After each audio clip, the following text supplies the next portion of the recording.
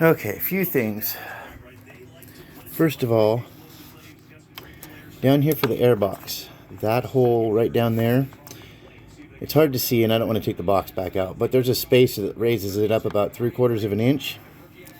This bolt over here, which I don't think you're going to be able to see, so it's right here and the bracket's right there. It's about 3/4 of an inch high. Now I can suck that one down with the bolt and it will hold it in place. This thing ain't going anywhere. It's not falling off or anything, so it's good.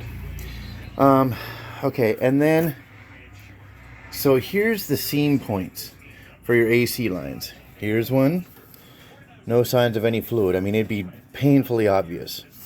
This is your high pressure port. If it was leaking out there, you'd see it. Low pressure port, same thing.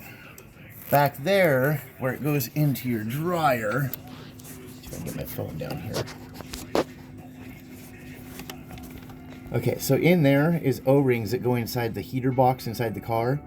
It's possible it could be leaking in there. I can't see behind that firewall, so I have no reference point. Now I'm going to show you down below. Oh, there's that, right?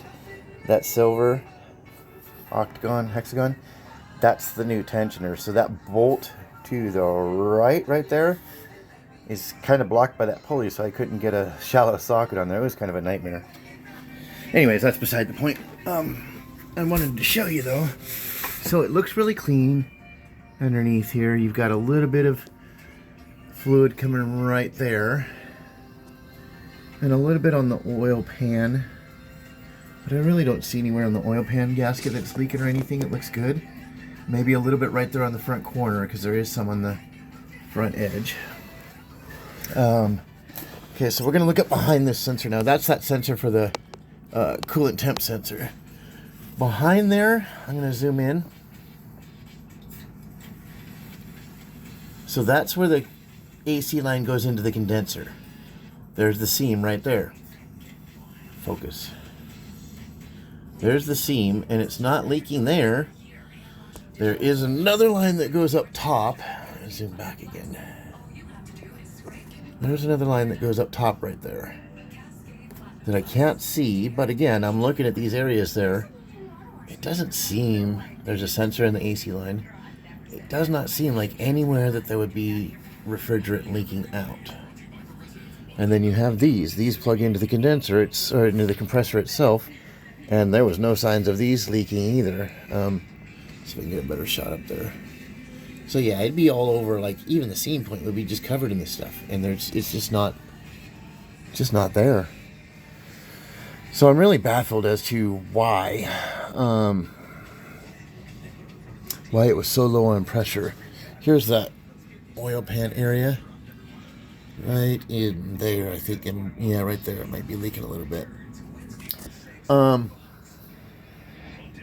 So here's your water pump, that hole right there, and then there's a seam right here. This is engine, that's water pump. If it was going to leak, it would be leaking right here, or it'd be leaking out that weep hole. No signs of leakage whatsoever. Pulley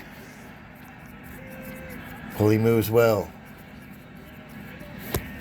Crankshaft pulley over